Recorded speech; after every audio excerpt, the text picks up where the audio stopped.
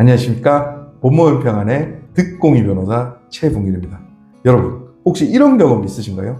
퇴근하고 힘들게 돌아왔는데 주차 라인을 2칸이나 차지한 차, 진입로 한가운데 떡하니 세워져 있는 차, 그리고 그 차주 전화도 안 받습니다. 화가 머리 끝까지 나죠. 오늘은 이런 아파트 주차 갈등을 법적으로 어떻게 볼 수 있는지 실제 사례와 함께 하나씩 풀어드리겠습니다. 변호사님, 주차 라인 침범만으로도 처벌이 가능한가요? 네, 차량이 주차선을 넘어 몇 칸까지 차지하거나 심하면 가로로 세워 여러 칸을 쓰는 경우가 있습니다. 실제로 있습니다. 이런 경우 굉장히 불편하지만 안타깝게도 현행법으로는 직접적인 처벌이 쉽지 않습니다. 2022년 국민권익위원회가 인적구역을 침범해 다른 차량 주차를 방해하는 경우 행정조치를 가능하게 하자는 권고를 했지만 아직 국회에서 법으로 통과되진 않았습니다.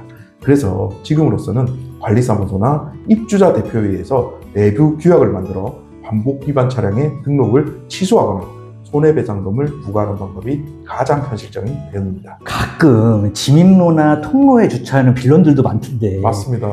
어떻게 되나요? 정말 열받습니다. 아파트 진입로나 지하 주차장 통로처럼 통행이 잦은 곳에 주차하면 사고 위험이 높고 교통 흐름을 방해합니다.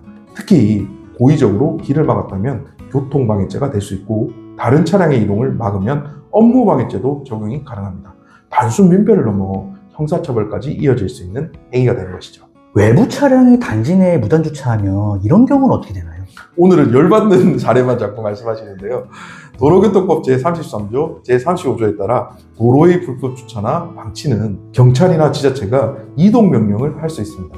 하지만 아파트 단지나 지하 주차장은 사유지이기 때문에 과태료 부과나 강제 견인이 쉽지 않습니다. 자동차 관리법상 강제 견인은 2개월 이상 방치된 경우에만 가능하죠.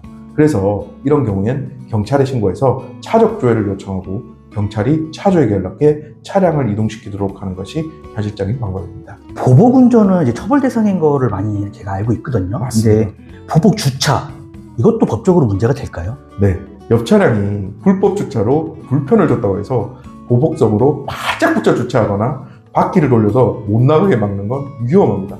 저도 마음으로는 그렇게 하고 싶은데요. 절대 그러시면 안 됩니다. 대법원은 재물손괴죄의 범위를 물리적 파손뿐만 아니라 효용침해까지 포함한다고 봅니다. 즉, 차량을 고의로 막아 사용하지 못하게 하면 재물손괴죄가 성립할 수 있고 민사상 손해배상 책임도 질 수 있습니다. 우리 법은 사적 제재를 절대 인정하지 않으니 정당방위 주장도 통하지 않습니다. 실제로 보복 주차로 형사처벌된 사례가 있나요? 네, 당연히 있습니다. 2018년 인천 송도 한 아파트에서 차량에 주차 위반 스티커를 붙인 것에 불만을 품은 입주민이 진입로를 사선 주차로 7시간이나 막아버린 사건이 있었는데 법원은 업무방해죄와 일반교통방해죄를 적용해서 징역 6개월, 집행유예 2년을 선고했습니다. 2023년도에도 아파트 상가 주차장 입구를 일주일간 막은 차주에게 징역 10개월, 집행유예 2년이 선고된 사례가 있습니다.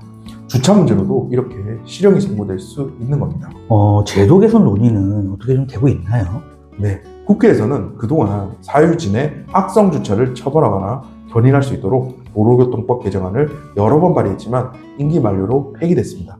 다만 최근에는 경찰이 아파트 단지 내 불법 주차 차량을 견인하고 운전자를 업무방해 혐의로 입건한 사례가 나오면서 법리 해석을 적극적으로 적용하는 방향이 보입니다. 주차 문제는 법만으로 해결되기 어렵습니다.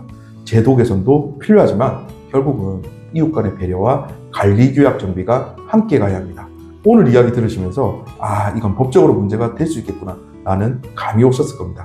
혹시 주변에서 이런 상황이 벌어진다면 감정적으로 대응하기보다 법에 맞는 절차로 해결하십시오. 그래야 내 권리도 지키고 불필요한 분쟁도 막을 수 있습니다. 감사합니다.